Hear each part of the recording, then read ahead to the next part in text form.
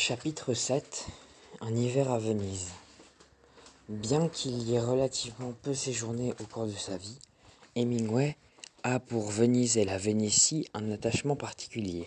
Sans doute le souvenir de la Première Guerre mondiale n'est-il pas pour rien dans la construction de ce lien aussi affectif qu'esthétique. On se souvient en effet que c'est à Fossalta, sur les bords du Piave, à quelques kilomètres à peine au nord de Venise, que le jeune ambulancier de la Croix-Rouge reçut ses premières blessures.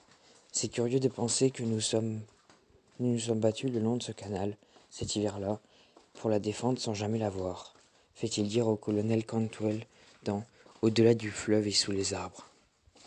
C'est ma ville pourtant, puisque je me suis battu pour elle dans ma jeunesse. Et maintenant que me voilà vieux d'un demi-siècle, ils savent que je me suis battu pour elle et qu'elle m'appartient un peu. En écrivant ces lignes, Hemingway prend comme à son habitude une certaine liberté par rapport aux faits, car il n'a jamais proprement parlé défendu de Venise. Mais peut-être la présence lointaine et fantasmée de la ville représentait-elle alors un puissant pôle d'attraction. Lieu de sa première blessure physique, la Vénétie est aussi, avec Agnès von Kurski, celui de la première déception amoureuse. Guerre, amour, violence, mort.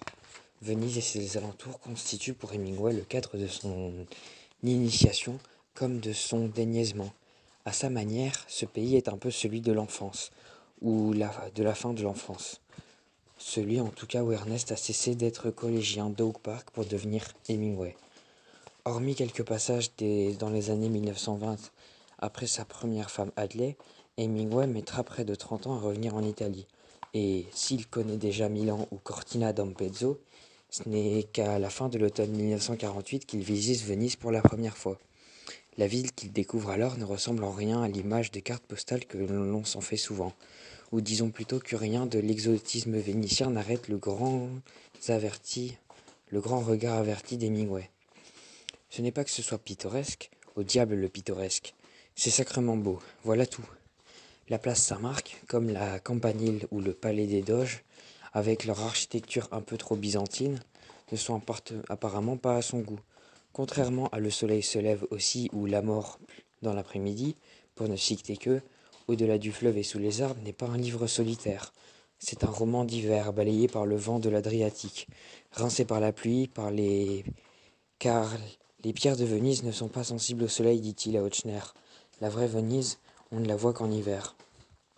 À partir de 1948 jusqu'en 1954, toujours en hiver donc, Venise devient pour quelques années à peine le nouveau port d'attache d'Hemingway, l'endroit où entre deux voyages il vient se ressourcer et écrire, dans le calme humide et raffiné de la Sérénissime. L'image qu'Hemingway offre de lui-même à Venise décevra sans doute les amateurs de virilité triomphante. Ici, pas de chasse au lion ni d'espadon géant, pas de triangle ni de barlouche, mais plutôt une élégance tranquille et, pour tout dire, presque mondaine. Il y a longtemps déjà qu'Hemingway a abandonné ses petites pensions de famille au charme rustique pour les grands hôtels, comme le Ritz, où il s'installe à chacun de ses passages à Paris dans une chambre donnant sur la place Vendôme. À Venise, Ernest prend ses quartiers au Gritti, un ancien palais princier aménagé en hôtel de luxe.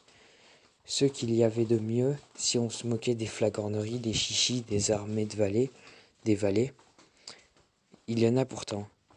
Et tous connaissent les petites habitudes de l'écrivain qui aime avoir 3 oreillers sur son lit, ainsi que du Campari, du gin Gordon, ou mieux une bouteille de Roder Brut 1942 à sa disposition.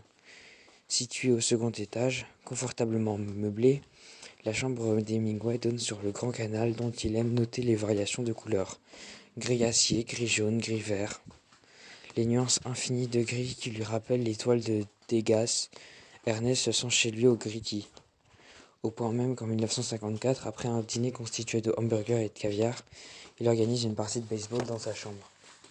Malheureusement, la balle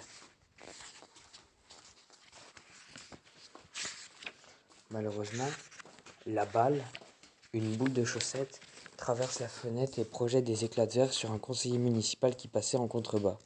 Au moment de quitter l'hôtel, Ernest propose évidemment de régler les dégâts. Ah oui, la fenêtre, fit le gérant, raconte Ochner. Personne encore, au cours des 311 ans du Gritti, n'a, à notre connaissance, joué du baseball dans aucune des chambres. Et pour célébrer cet événement, Signor Hemingway, nous allons défalquer 10% de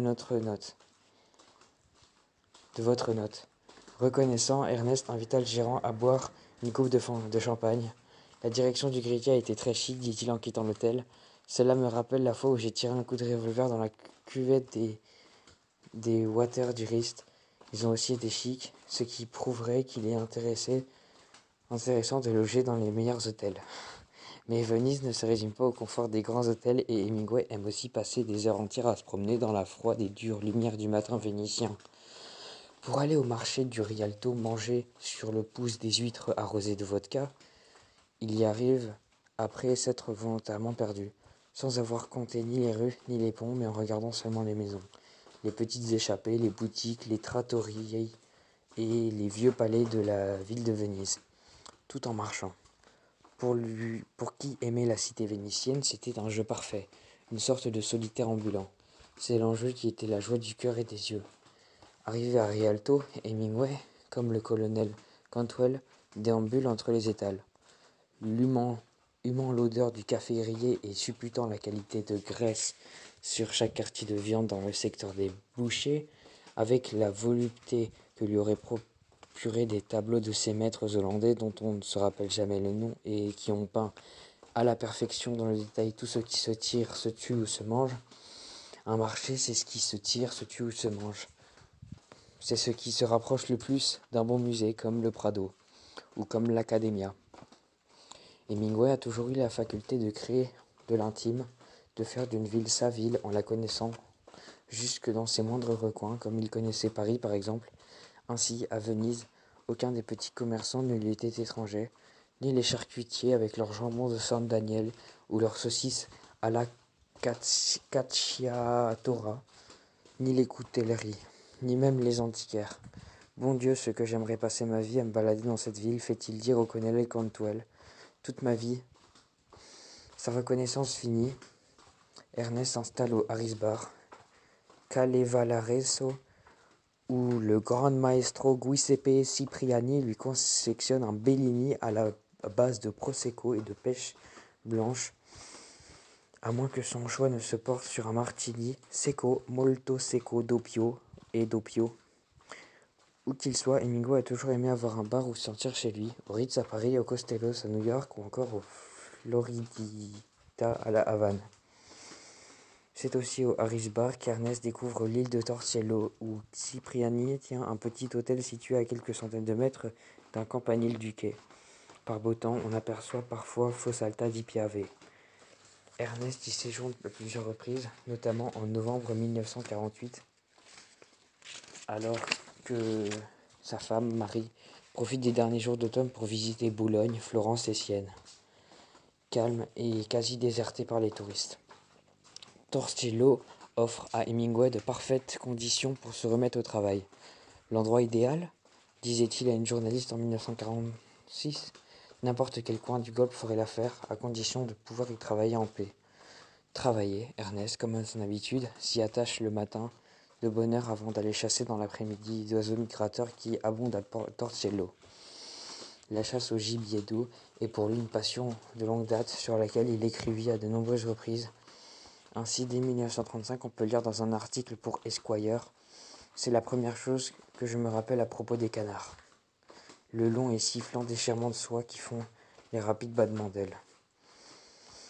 Je crois qu'il existe pour être chassé, car sinon pourquoi leur avoir donné ce bruissement d'ailes qui vous émeut soudain davantage que l'amour d'aucun pays? Pourquoi les avoir fait si bons à manger et pourquoi les avoir fait meilleurs que les autres? Ceux qui ont un vol silencieux comme la bécasse, le bécasso et l'outarde. Pourquoi le courlier a-t-il cette voix? Et qui imagina l'appel du pluvier, imitant le bruit des ailes, pour nous donner cette catharsis que la chasse au gibier à plumes a apporté aux hommes depuis qu'ils ont abandonné la fauconnerie et adopté le tir aux oiseaux. Je crois qu'ils ont été faits pour être chassés et que certains d'entre nous ont été faits pour les chasser. Et si ce n'est pas très bien, ne dites jamais que nous ne nous avons pas avoué que nous aimions cela. À Venise, Ernest fréquente la meilleure société, la princesse Aspasie de Grèce, les éditeurs Mondadori, le baron Franchetti, avec qui il partage sa passion pour la chasse, ainsi que le comte Federico Kelcher, pour ne citer qu'eux. Hemingway avait noué avec ce dernier de réels liens qui dépassaient la simple mondanité. Il appréciait chez lui son élégance naturelle, son charme, sa culture, son excentricité et son goût pour la peinture. Carlos Baker raconte à ses propos qu'en 1950, le comte Ketchler, grand amateur d'art, vendit son Alfa Romeo ainsi qu'un certain nombre de chevaux afin d'acquérir un Goya et un Greco pour sa propriété de Coproipo où séjournaient les Hemingway. Ketchler, qui n'ignorait pas l'intérêt d'Ernest pour ces deux peintres, poussa l'élégance jusqu'à faire installer ses tableaux dans la chambre afin qu'il puisse en profiter à son aise dès le matin. Mais c'est au baron Franchetti qu'Ernest doit sa grande rencontre vénitienne.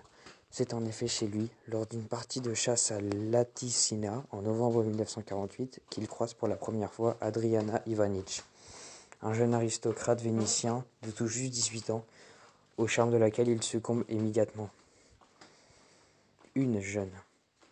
La pluie n'a pas cessé de tomber ce jour-là et le soir, alors que les hommes boivent en whisky et se repassant les événements de la journée, comme aiment le faire les chasseurs, Adriana, elle tente de se sécher les cheveux au coin du feu dans la cuisine. Adriana raconte Carlos Baker fut frappé par l'attitude d'Hemingway qui regrettait qu'elle fût, ce jour-là, la seule femme, ainsi que par l'évidente sympathie qu'il lui témoigna et par l'empressement avec lequel, en apprenant qu'elle avait besoin d'un peigne, il cassa le sien en deux, lui en tendit la moitié. Quelques jours plus tard, de retour à Venise, Hemingway, qui l'appelle déjà ma fille, l'invite au Harris Bar et la voit tous les jours. Au début, écrit Anna, cet homme qui parlait lentement et que je ne comprenais pas toujours, m'ennuyait un peu. Il était tellement plus vieux que moi et j'avais tellement plus d'expérience. Il avait tellement plus d'expérience dans la vie, mais je sentais qu'il aimait m'avoir à ses côtés et parler. Contrairement à la rumeur qui circulait alors en vice, Ernest avait franchement que parler. Et c'est bien pour cela que Marie, qui prit d'abord d'ombrage de cette relation, fit rapidement par l'encourager en observant les bienfaits que procure à son mari cet innocent regain de jeunesse. Vous m'avez redonné la capacité d'écrire, peut-on lire dans une lettre d'Ernest à Adriana. Je vous en serai éternellement reconnaissant. J'ai pu finir mon livre et j'ai prêté vos traits à mon héroïne. À présent, je vais écrire un autre livre pour vous. Ce sera le plus beau de tous. Il y sera question d'un vieil homme et de la mer. Cette héroïne dont Hemingway parle, c'est Renata, au-delà du fleuve et sous les arbres. Le grand roman vénitien d'Ernest dont Adriana elle-même réalisa la couverture. Commencé en janvier 1949, Au-delà du fleuve et sous les arbres est achevé à Venise un peu plus d'un an après la rencontre d'Adriana. Un journaliste qui l'interroge peu avant la publication de septembre 1950, Hemingway déclare que ce roman a été écrit pour ceux qui connaissaient le prix de la vie. Qui connaissant le prix de la vie fuient la mort sous toutes ses formes.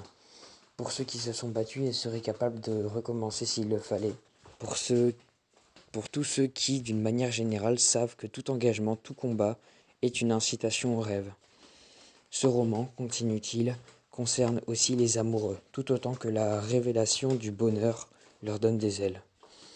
Insensible à cette déclaration d'intention, la critique reproche à Hemingway ses longs dialogues sentimentaux ainsi que les commentaires pontifiants de son héros. Le colonel Cantwell sur la stratégie militaire, résumant en quelques mots l'idée générale de ses confrères. Maxwell Geismar signe dans la Saturday Reviews of Literature une critique sans appel.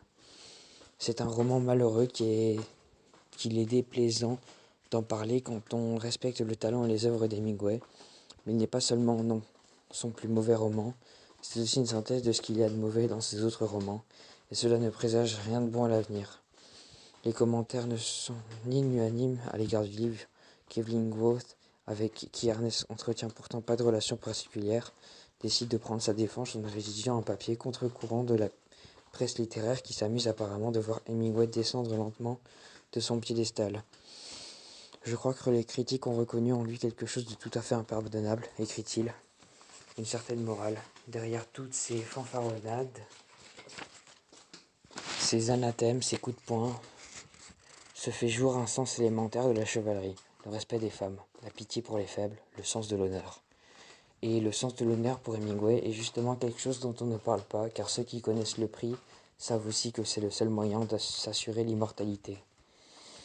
Ernest réagit relativement peu à ces attaques, du moins publiquement, et étonnamment, ce ne sont pas les critiques sur son style ni sur son sentimentalisme qui semblent lui peser le plus, mais bien le reproche d'avoir écrit un livre plat. J'en ai entendu des vertes et des pas mûres à propos d'Au-delà du fleuve et sous les arbres, confie-t-il à la New York Times of Reviews Book, mais le reproche le plus cocasse que l'on adresse à ce livre, c'est celui d'être vide. Voilà, disent-ils, un bouquin dans lequel il ne se passe rien. Enfin, rien de plus que la bataille du Piave, l'offensive en Normandie, la libération de Paris, le massacre du 22e régiment d'infanterie dans la forêt de Hurten, sans oublier cet homme qui va mourir et qui est amoureux. Simplement, j'ai préféré mes demi-teintes, un style qui estompe plutôt qu'une narration aussi directe que celle de mon précédent roman. Mon écriture s'est transformée. D'une certaine manière, je suis passé par l'arithmétique, la géométrie et l'algèbre. J'en suis aujourd'hui au calcul infinitésimal. Demi-teinte, estompe, le vocabulaire d'Hemingway pour parler de son roman emprunte largement la peinture et, dans le livre lui-même, les références à elle ne manquent pas. Nuances de gris à la Degas sur le Grand Canal ou encore paysage rappelant Bruckheim.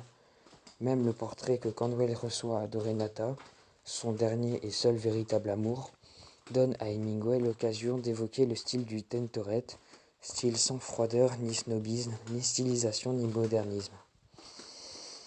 Le goût d'Ernest pour la peinture, bien que connu du grand public, est probablement aussi ancien et aussi fort que celui de la chasse ou de la pêche.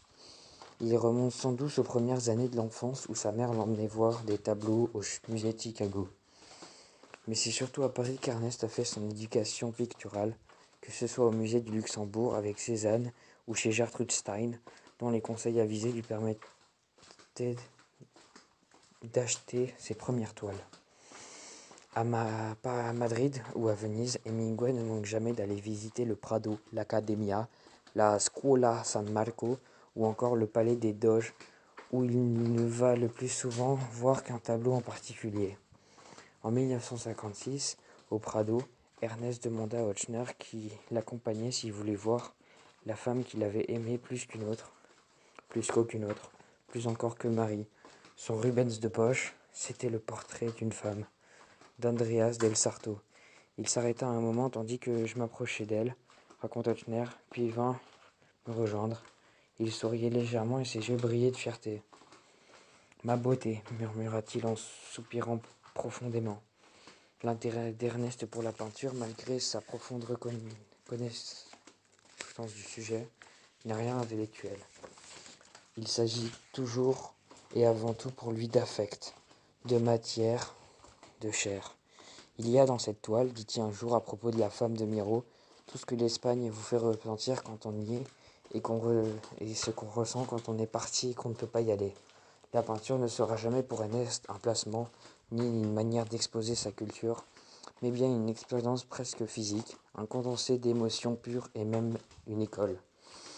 À George Plimpton, qui lui demandait en 1958 de citer ses maîtres en littérature, Ernest, après avoir évoqué Mark Twain, Flaubert, Stendhal, Kipling ou encore Tolstoï, continuera avec Tintoret, Jérôme Bosch, Bruegel, Maternier, Goya, Giotto, Cézanne, Van Gogh et Gauguin. J'ai cité un certain nombre de peintres, dit-il, puisque la peinture m'a autant appris sur mon travail que n'en fait les écrivains. Dans une certaine mesure, ils m'ont enseigné à voir, à entendre, à penser aussi, à faire bon usage de mes sensations. Hemingway a toujours aimé s'entourer de tableaux de certains, comme ceux de Miro, Klee, Juan Gris, Braque ou Masson, habillaient même les murs de la finca à Cuba. En dehors de son équipement de chasse et de ses tableaux, raconte Ochsner, il ne conservait que peu de choses de valeur. Mais la valeur de ces tableaux était avant tout affective et Hemingway fut extrêmement soucieux du sort de ses toiles quand il dut quitter Cuba. Ernest les aurait regrettés autant qu'il aurait regretté de les savoir entre les mains de gens incapables de les regarder comme lui-même les regardait, avec plaisir et émotion. De même manière qu'il n'aimait pas trop parler de ses propres livres, Ernest n'aime pas trop parler de peinture. Il suffit pour lui d'en regarder l'étoile. Derrière le chasseur et l'alcoolique parfois brutal, Hemingway se révèle être un véritable homme de goût, admiratif des peintures et de leurs œuvres. Robert Manning raconte même que lorsqu'il allait bientôt quitter définitivement Cuba, Hemingway, malgré son Pulitzer et son Nobel, aurait dit « Si je pouvais tout reprendre à zéro, j'aimerais être peintre ». Fin du chapitre 6.